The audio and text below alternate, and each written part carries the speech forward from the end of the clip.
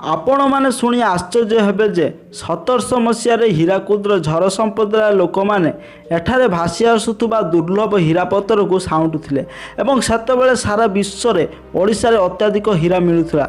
एपरिक सेठाकार राणी रत्नाकुमारी 22 ग्राम हीरा को मात्र 52,000 बिक्री करते।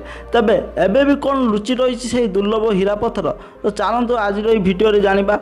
जदि आपण मैंने मो चैनल टी को सब्सक्राइब करना तो सब्सक्राइब करी पाखर थिबा बेल आइकन को प्रेस करी ऑल नोटिफिकेशन को सिलेक्ट करंतु जहा फल रे मोर नुआ नुआ वीडियो आपण माने सर्वप्रथमे देखि पारिबे। संबलपुर हीराकुद बंध एशियार दीर्घतम नदी बंध अटे किंतु एही डैम हेबा पूर्व असंख्य हीरा पत्थर और अन्यान्य मूल्यवान पत्थर निज भितर साइती रखिथिला। एठाकार लोक माने खूब सहजरे पानी रे भासी आसुतबा हीरा पत्थर को गोटाई नेउथिले तेणु एही स्थान नाम हीराकुद रखागला। संबलपुर उत्तर को 10 किलोमीटर एक द्वीप बा आइलैंड महानदी पटे थिला जहाँ 829 एकर पर्यंत व्यापी थिला। ग्रीष्म और शीत ऋतुर इब नदीर पानी आसी ए द्वीप चारिपटे ठूल होउथिला। एही पानी रे भासी आसुवा अति मूल्यवान हीरा पत्थर गुड़ी को सही समय ठूल होउथिला एवं पाखरे थिबा झर संप्रदाय लोक माने अति सहजरे एही पानी रू हीरा पत्थर गुड़ी को संग्रह करि नेउथिले। इतिहास रे जणा जाय जे 1764 मसीह सेठाका राजा अभय सिंह 16.5 क्यारेट हीरा एठारू पाइथिले एवं से हीरा को से निजर जने कर्मचारी सरदार खां को द्वारा ब्रिटिश शासक लॉर्ड क्लाइविंग पाखु कलिकता पठाई देइथिले।